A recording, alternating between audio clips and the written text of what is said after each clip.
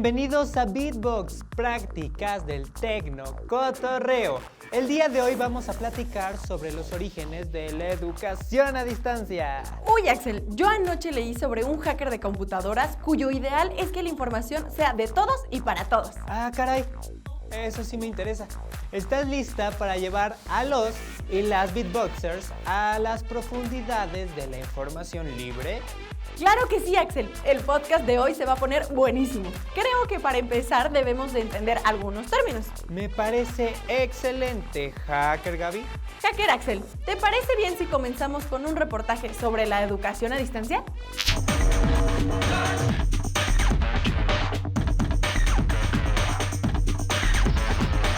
¿Sabes, Gaby? Investigando para el podcast de hoy, me di cuenta de algo. Primero necesitábamos entender de qué rayos íbamos a hablar. Creo que te entiendo, Axel. Y es que me costó mucho trabajo encontrar información sobre la educación en línea, porque al parecer existen diferentes términos que son parecidos, pero no significan lo mismo. Exacto, Gaby. Creo que nos encontramos con el mismo problema. ¿Tú entendiste los diferentes tipos de educación? Pues me costó un poquito de trabajo. Y es que en todos lados se utilizan de forma indiscriminada los términos educación en línea, educación a distancia o educación virtual. Y aunque parezcan ser la misma cosa, no es así. ¿No es cierto, Axel? No podría haberlo dicho mejor. ¿No te parece increíble cómo el significado de una palabra puede cambiar todo el contexto de lo que estamos hablando? Por ejemplo, ¿tú qué encontraste sobre la educación virtual? Yo creo que esa fue la más fácil de entender. La educación virtual es aquella en la que todo se hace vía online y no hay una atención personalizada, como por ejemplo en tus cursos de fotos, ¿no, Axel? Así es, como te contaba el otro día, estoy tomando unos cursos de foto en una plataforma virtual.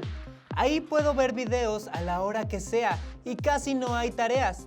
Además, todos los ejercicios pueden ser consultados cuando yo quiera y me los revisan desde la misma plataforma. Es una clase de educación virtual. Que es muy diferente a la educación en línea. En esta modalidad sí hay un horario definido para conectarte con tu profe, solo que todo se hace desde la red, es decir, que los ejercicios se realizan y se entregan en plataformas digitales. Creo que a estas alturas del partido ya sabemos cuáles son las plataformas que se utilizan, como Google Classroom, Moodle o Zoom. Bueno, eso es algo que a todos y todas nos ha pasado, ¿no? Hasta a los profes les ha sucedido. Lo bueno es que tenemos la tercera modalidad, la educación a distancia. Aquí se puede echar mano de más recursos. Por ejemplo, los profesores tienen la posibilidad de mandar material en PDF, que el alumno puede imprimir, responder y enviar mediante fotografías. También podemos mandar fotos de nuestros cuadernos para ser evaluados. Es cierto que los profesores dan sus clases en plataformas como Zoom, pero la diferencia entre la educación en línea y la educación a distancia es que esta última recurre a más elementos parecidos a los que tenemos en un aula física. Otro gran material de apoyo son los programas educativos transmitidos en televisión, como este, Beatbox, que ayudan a complementar lo que se ve en la clase. Y falta el término mixto, el que combina todo, la torta cubana de la educación online. ¿Sabes a cuál me refiero, Gaby? ¿Será la educación remota de emergencia? Así es. Este tipo de educación es la que ha causado confusión en todo el mundo. Lo que pasa es lo siguiente. Todas las modalidades anteriores ya existían antes de la contingencia sanitaria, pero debido a la situación actual, muchas instituciones han tenido que adoptar las clases en línea. Y es algo que está pasando en todo el mundo, Axel, no solo aquí. En la educación remota de emergencia, las escuelas están tomando un poco de las clases en líneas o de las clases a distancia. Nos estamos adaptando a lo que creemos que es mejor para todos. Y yo sé que toda esta situación te estresa mucho, amiga. Pero es algo que a todos nos está pasando. Esto es algo nuevo. Para la mayoría de la población, creo que lo mejor es aprovechar las ventajas de los avances tecnológicos. Creo que tienes razón, Axel. Y es que siempre podemos chismear por WhatsApp. Hablando de eso, ¿checaste la página que te mandé anoche? Claro que sí, Gaby. Está buenísima. ¿por qué no le echamos un ojo? Khan Academy es una página de educación virtual, es decir, que puedes tomar cursos a tu tiempo y ritmo. La neta es que la página está bien chida, Gaby, porque puedes tomar cursos de biología, matemáticas, física, química y un montón de otras materias. Así es, la verdad es que la página está extraordinaria, por eso te la recomendé. Tiene un temario muy variado y para diferentes niveles educativos, desde primaria hasta prepa. Me latió que el uso de la plataforma es muy sencillo. Solo debes poner tu fecha de nacimiento. Si eres mayor de 13 años, puedes acceder con tu correo electrónico o tu cuenta de Facebook. Oye, pero tú inscribiste a tu hermanita de 10 años, ¿no? Yep. Y es que la plataforma te permite el registro para cualquier edad, solo que si eres menor de 13, debes ser asesorado por un adulto. O incluso puedes acceder a los cursos sin registrarse, aunque creo que es mejor hacerlo para que la página lleve un seguimiento de tu aprendizaje. La neta es que yo lo usé porque ando algo atorada en mate. Lo que me gustó es que si te equivocas, la plataforma te muestra un video o un archivo explicándote el tema detalladamente para que aprendas de tus errores. A mí me gustó el hecho de que si eres maestro, puedes registrarte y subir tus videos para así contribuir al conocimiento. Sí, y lo mejor es que la plataforma es 100% gratuita y vale completamente la pena. Ahora volvamos al estudio.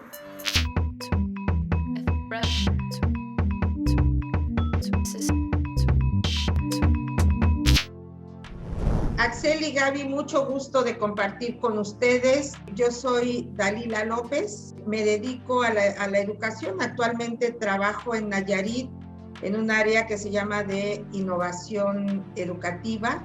Muy contenta de apoyarles en las dudas que tengan sobre la educación a distancia. La primera pregunta que me hacen es: ¿cuál ha sido mi experiencia con una educación que no es formal o presencial? Necesitamos distinguir lo no formal de lo presencial.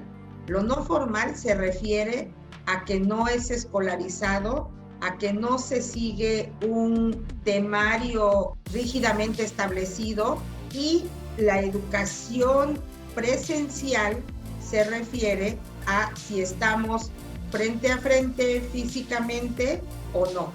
Ahora, respecto a la educación no presencial, la telesecundaria en nuestro país, seguramente algunos de ustedes jóvenes estudiaron en alguna telesecundaria, pues esta modalidad de estudio es pionera en algo que en este momento se nos hace muy común, pero en su momento era una combinación de educación presencial y no presencial. Los alumnos tienen su programación y en determinada hora tenían que escuchar alguna clase, y lo que hacía el maestro después pues era comentar algunos aspectos o dejar tarea en función de esta clase, que es una forma inicial en la que se combinaban recursos tecnológicos para hacerles llegar a los alumnos la educación.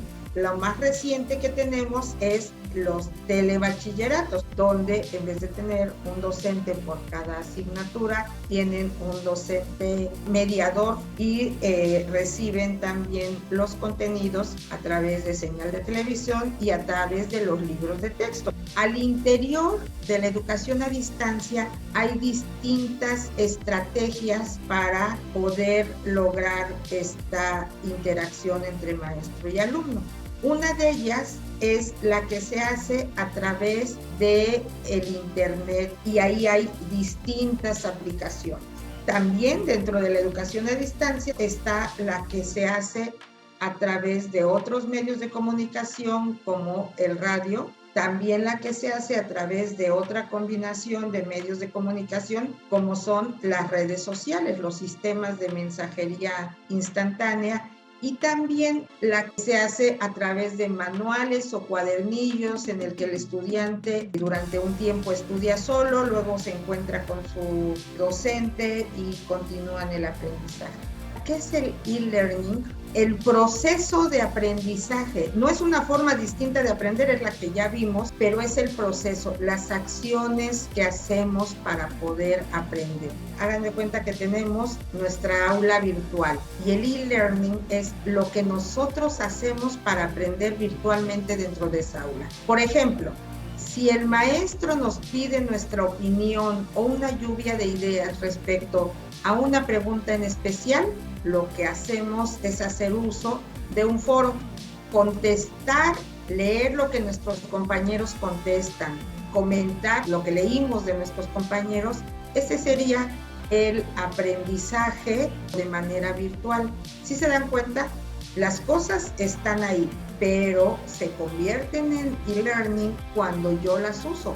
Y lo que hago para lograr ese aprendizaje usando los componentes que tengo ahí, ese es mi proceso de aprendizaje. También puede ser una exposición como la que yo estoy haciendo ahorita, en el que comento, los demás escuchamos, tomamos nota, les preguntamos. Ese que sería un momento de interacción sincrónico en el mismo tiempo y lugar formaría parte de este proceso de aprendizaje en línea. En una situación de aislamiento, gracias a estas plataformas, podemos seguir aprendiendo sin estar aislados. Y del uso y aprovechamiento que nosotros hagamos, será el beneficio que tengamos.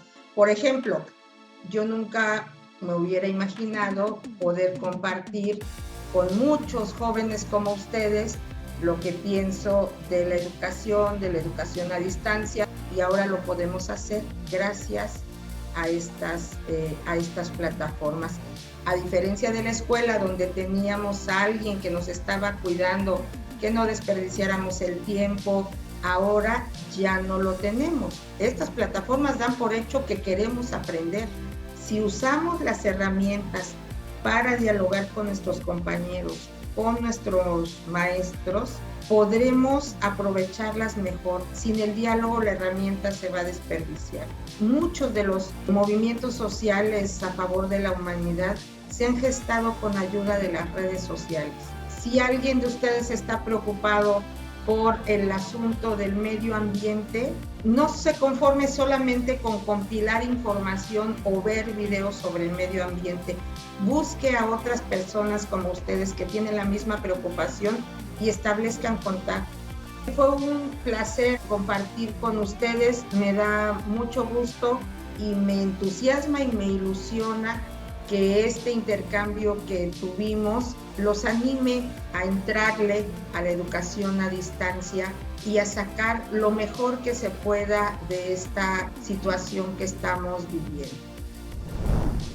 Oye, Gaby, qué loco todo esto de la educación a distancia, ¿no? Sí, y pensar que es algo que muchos apenas la estamos explorando. Se equivocan, pequeños. La educación a distancia es más vieja de lo que creen. ¿Qué haces aquí si no te hemos invocado? Pues no, pero es mi deber que dejen de mal informar a las y los beatboxers. Por eso tuve que hackear su sistema e interrumpirlos. Y es que la educación a distancia es más vieja de lo que creen. Todo se remonta al siglo XIX. Nah, no te creo. En ese tiempo, México apenas se estaba convirtiendo en una nación independiente. Para que veas lo viejo que es esto, y no me interrumpas. Como les decía, en el siglo XIX existía la modalidad de aprender mediante correo postal. ¿Eso es como el correo electrónico? Ay, niños, no. En el siglo XIX, los estudiantes recibían cartas a su casa con la información gracias al correo. Ah, claro. Es como si te llegara el paquete de una compra en línea. Así es. Al principio era algo confuso debido a la novedad del asunto, pero después empezó a agarrar la onda. Se enviaban materiales a los estudiantes, ellos respondían y volvían a mandar por correo sus exámenes y tareas. Ya en el siglo XX y durante los 70 se incorporó lo que se conoce como educación multimedia. Ay, ¿a poco mi mamá podía aprender mediante una computadora? No, niña. La educación multimedia desde ese entonces se daba mediante la televisión y el radio. Uno podía acudir a cintas de video o cassettes de audio. Las asesorías se daban por teléfono. Yo odio hablar por teléfono. Ah, pero ¿qué tal hablabas con tu crush por audios de WhatsApp? Es por eso que en nuestros días los profesores aprovechan herramientas como el WhatsApp o el correo electrónico o el Zoom para poder dar las clases a distancia que ahora conocemos. Pues, ¿quién diría que la educación a distancia es tan vieja? Ahora que lo mencionan, me acaba de caer el 20 de que mi mamá aprendió inglés a través de clases por correo postal. Ah, entonces sí conocen el correo postal. ¿Cómo les gusta molestarme? Pero bueno, como ven, a veces las cosas ya están ahí. Solo cambian las plataformas. Pero, sin duda, toda la tecnología moderna ha ayudado demasiado a mejorar estos apoyos para la humanidad. Solo véanme a mí, que existo gracias a programas modernos de computación y edición. Pero también en el mundo de la tecnología hay detractores y gente que le ve un potencial diferente al de los demás. Hace poco leí de un hombre un tanto excéntrico. ¿Les late si hablamos sobre él? ¡Súper, Gaby!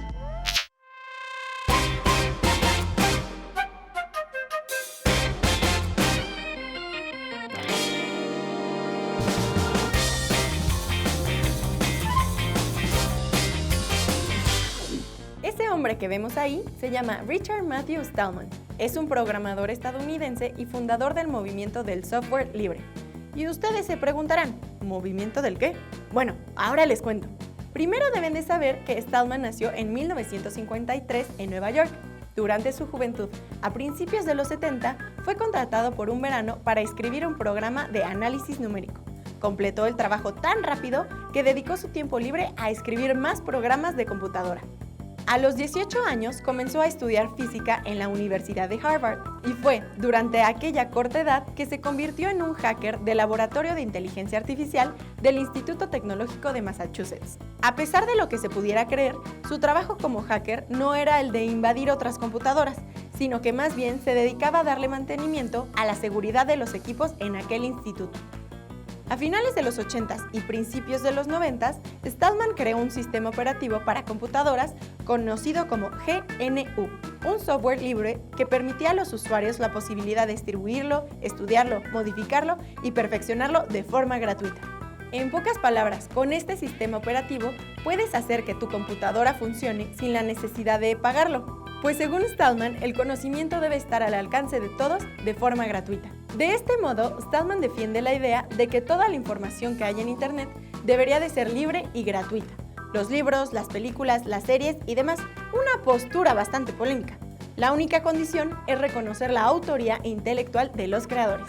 Y es que Stallman es polémico hasta nuestros días, pues está en contra de las redes sociales y de las grandes corporaciones informáticas. Incluso no tiene un smartphone y evita el uso de ciertas tecnologías como las tablets. Irónico para alguien cuya vida ha girado en torno a la tecnología. Para bien o para mal, Stallman ha traído al mundo un debate muy interesante. ¿Debería estar la información al alcance de todos o se debe reconocer a los autores con alguna retribución monetaria? Hoy en día, Stallman viaja por el mundo compartiendo su mensaje. Odiado por unos y admirado por otros, sin duda este personaje ha cambiado la historia de la computación para siempre. Existe una palabra que no hemos explicado aún, pero que es fundamental para entender la educación online. Me refiero a la palabra e-learning. ¿La has escuchado, Gaby?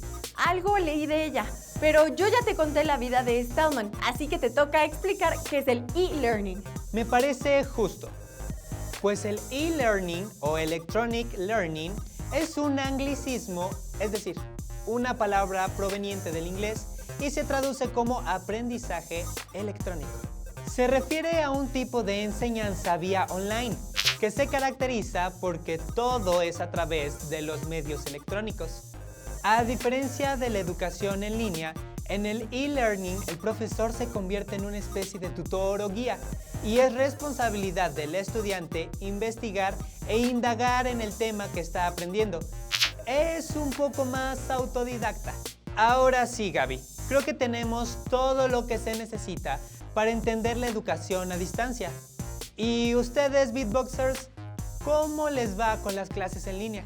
¡Órale, Axel! ¿Quién diría que existen tantas opciones para aprender desde nuestras casas? Y conforme avanza la tecnología, podemos aprovechar más y mejor todos los recursos que tenemos a nuestra disposición. Así es, si la educación a distancia existe desde el siglo XIX, ¿qué cosas no podremos hacer ahora con la tecnología del siglo XXI? Por ejemplo, yo he escuchado de unas páginas buenísimas para aprender cosas en línea. ¿Ah, sí? ¿Cómo cuáles? Mejor te lo cuento en la próxima sesión. Uy, ¿y usted es malévola, señorita Gabriela? Sí, pero no tanto como podría llegar a serlo. Así que no me provoques. Mejor así la dejamos y sirve que yo también investigo un poco. Mientras tanto, ya saben, nos encanta verlos visitando nuestros sitios, charlando y cotorreando. Se pueden unir a la comunidad y participar con Jóvenes en TV, este espacio de tecno-reflexión y tecno-construcción de saberes. Sí, saberes digitales.